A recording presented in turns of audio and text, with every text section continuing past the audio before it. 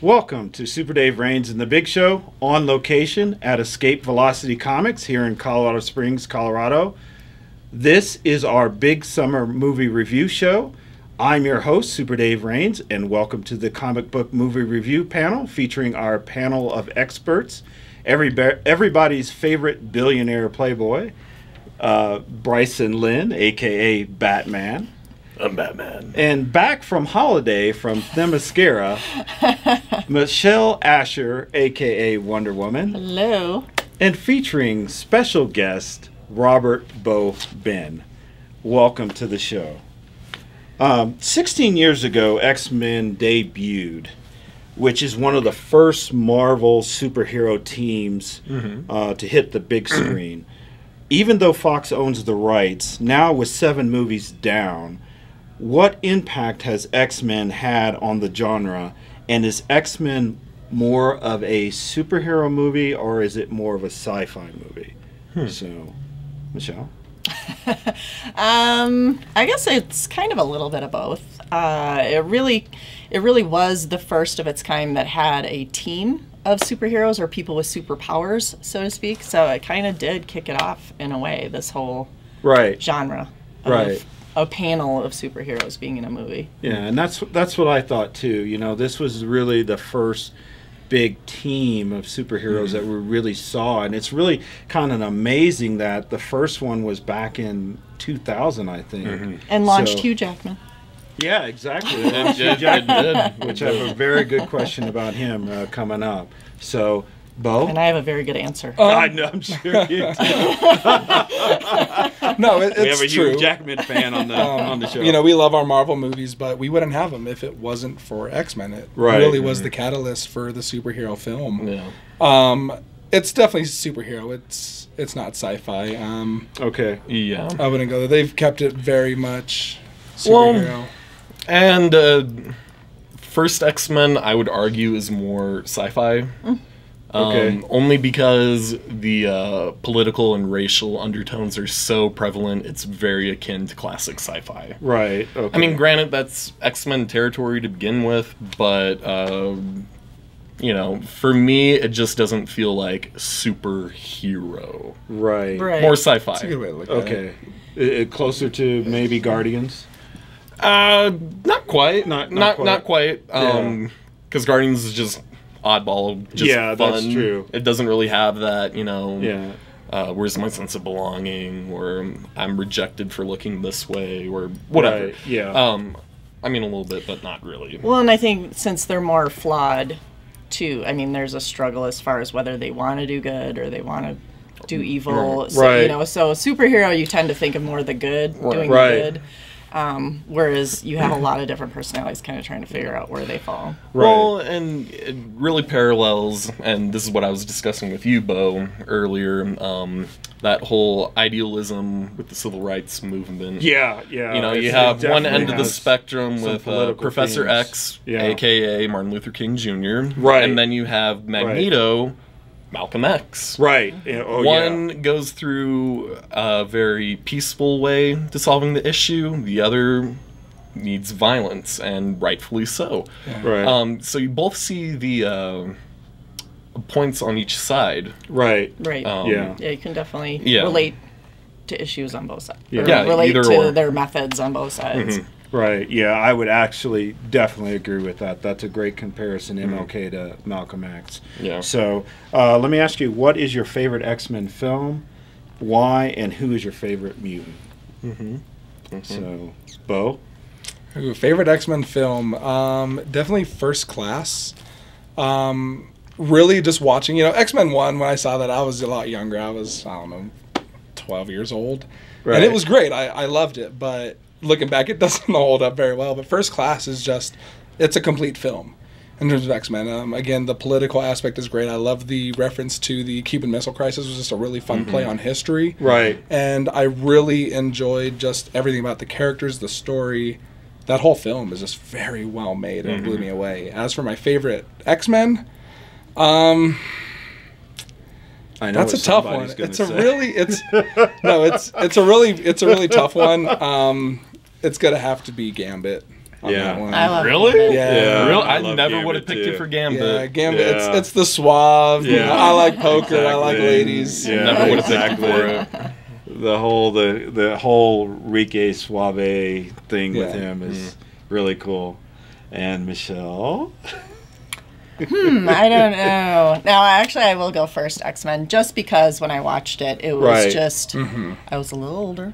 And just a little. But I just remember watching it and going, that was so cool. Like, it Yeah. was just, a brand new kind Right. of movie. And yeah, and then, of course, Wolverine, Hugh Jackman. Yeah, Nobody exactly. Nobody beats him. Yeah. Awesome. Bryson? Ooh. Well, I got to stay consistent. Right. X3, X-Men United. Okay. Folks, you can leave comments down below. Okay. Yeah, I mean, it had to. I can definitely go along with No, that. no, let I him, can't even let him defend it. continue. You Let him give his continue. reasoning. Go ahead. Tell us. The acting was so good. The story was amazing. It's so accurate to the comics. Right. Oh, I just... Your female fans are hanging on every word that you say. Okay. On the real, I Okay. would more than likely go with First Class. Okay. Just because, again, the historical aspect, like you were saying, so well made, so well played Right. out. Favorite X-Men? Does it have to be one of the X-Men? Can it be... Can be anybody. Yeah, it can be anybody. Just someone in there. Magneto. Okay, yeah, that's a good answer. Yeah. It's a good one. Yeah, because he is, he kind of carries, he carries half these films, and I think he's more of a impact on the films than even Professor X, because he plays the villain. You know, it's more, to me, there's more controversy with him. Yeah. And his story, I think, is more, what would you say, sad. Sad. Prophetic. Yeah. Yeah. So, okay. As you know, this is Hugh Jackman's last portrayal of Logan, aka Wolverine. And is there soon to be. another Soon to be. Soon to be. Because they're going to have one Soon more. to be. They're going to do Wolverine one more. 3. Yeah. Wolverine 3, but this is it for him. So, is there another actor who has had a longer run playing a single character within the superhero universe? Can you think of any? No. I can't. No. For as many movies. Yeah, So for as many many movies. movies. Robert Downey Jr. Yeah. Yeah. But that's really it. Getting there, yeah. He's getting Right. there. That's all I can think of. Yeah. I mean, he's been doing it a long time. Well, any of, Chris Evans or, any of them, Any of them they'd really- be getting close. right. They're getting close. Okay. All right. The knock on this movie is Jennifer Lawrence looks bored in this movie. I wonder why. Is anybody looking at her face? in this I'm not movie? sure. So, is an actress of her caliber too big for a superhero movie?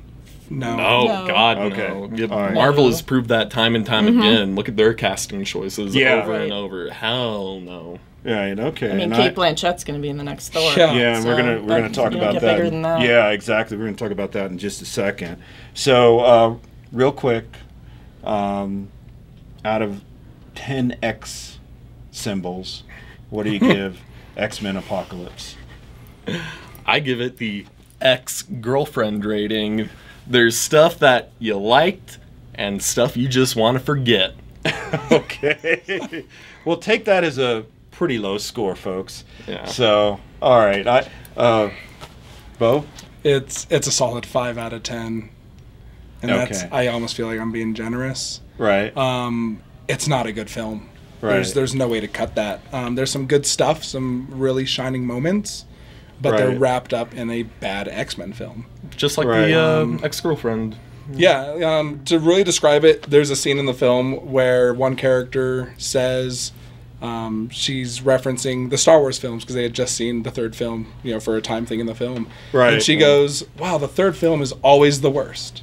And that's a jab at X3, but it's Right. also Yeah. Jab at unaware itself. that it's Yeah. a jab at itself. It's Yeah. the worst film of this trilogy. Yeah, and I would agree with that. And I know you haven't seen it yet quite, Michelle. I have not. I will tell you it's better than Batman v Superman. It's better It than Batman is. v Superman. I actually found myself smiling at it. Yeah. Oh yeah.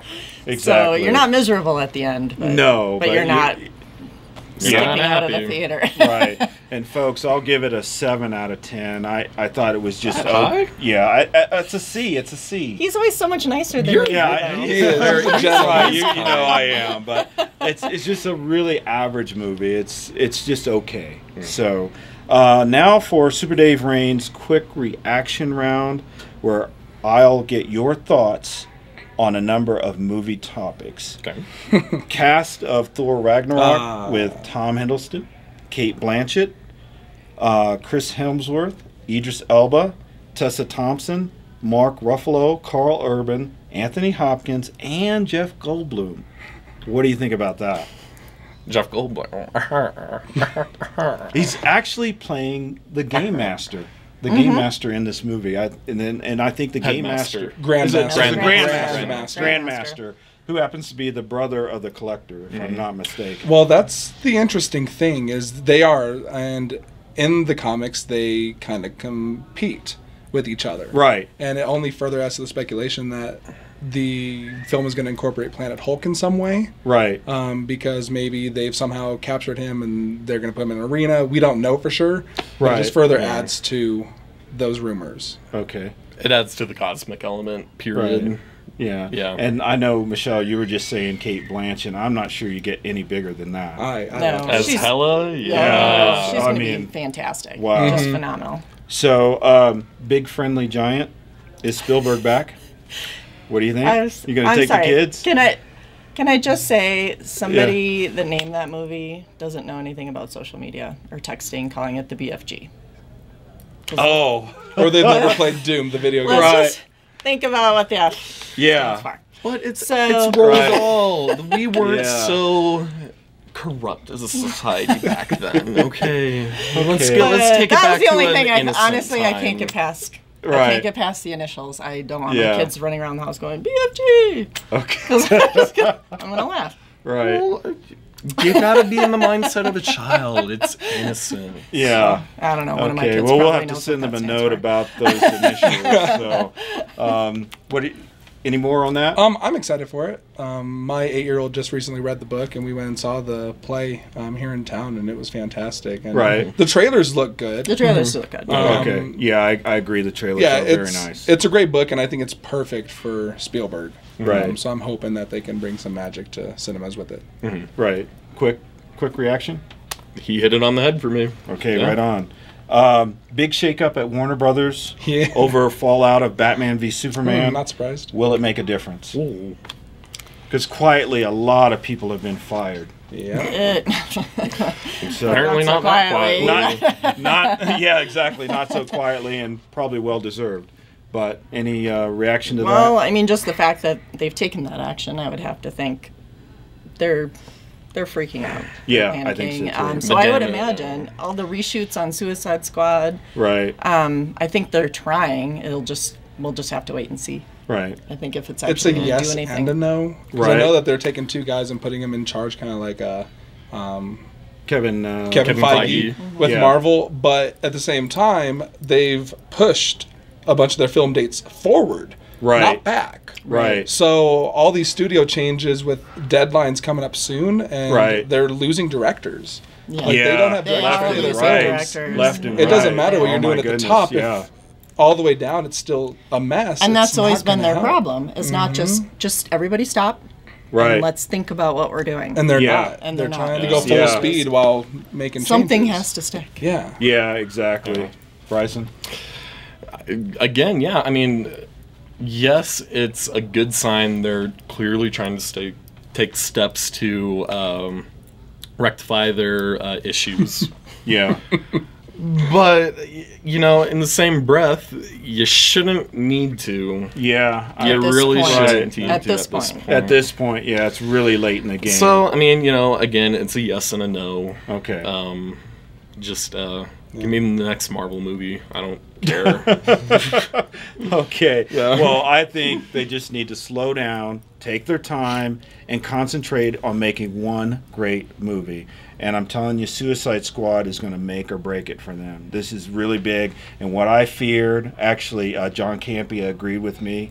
I said that it hurt the genre and it hurt the opening for Captain America: Civil War. I believe Captain America could have done 200 million. Campea said it. I'm saying it. I said it before. I don't think I don't You disagree. don't think so? I disagree. You guys- Well, Civil Okay. War, as of this weekend, just became the highest-grossing domestic film Right. of 2016. Right. Which Deadpool owned, which props to Deadpool being an R-rated Right. film. That's just a heck of a milestone.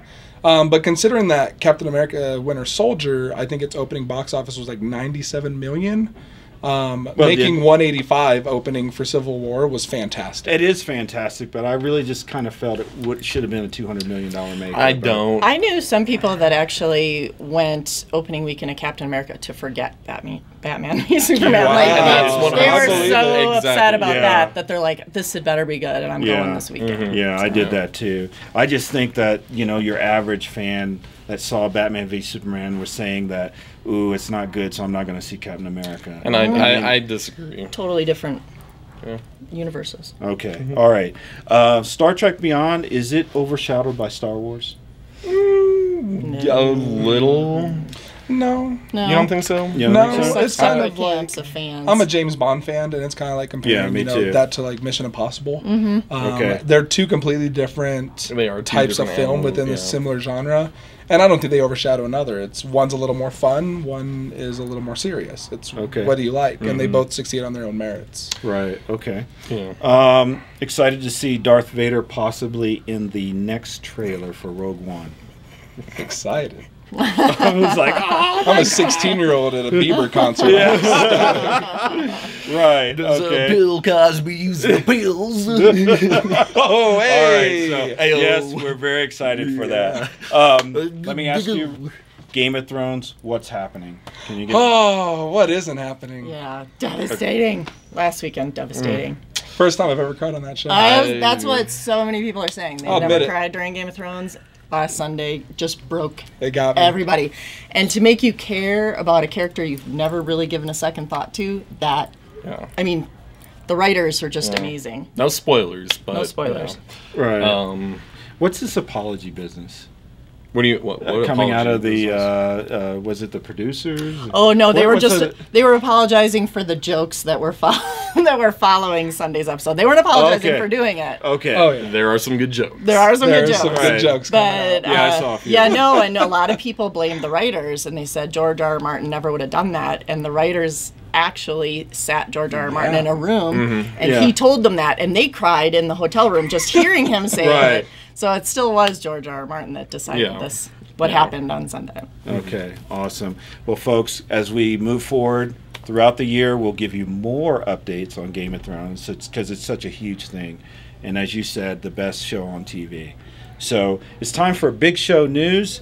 Denver Comic Con 2016, 17th, 18th, and 19th June. 17 June 2016, we will be there performing the show. Please feel free to stop by and say hello. We would love to talk with you. We're still setting up the show, but it's going to be epic, I promise. Make sure you check us out on Facebook for Super Dave Raines and the Big Show quick lightning reaction reviews of movies provided by Mr. Bryson Lynn and Mr. Robert Bobin. Yeah. Our Facebook page features movie news, trailers, and a forum for your discussion. Don't forget to subscribe to our YouTube channel, Super Dave Raines and the Big Show, and our Facebook page, as I mentioned previously. Please feel free to leave comments down below, and we welcome your feedback. So thank you for tuning in to Super Dave Raines and the Big Show comic book movie review panel. I want to thank Escape Velocity Comics, our always amazing panel, and for you watching. For special guest Robert Bobin, Bryson Lynn, a.k.a. Batman, Michelle Asher, a.k.a. Wonder Woman, I'm Super Dave Raines. Until next time, own the love.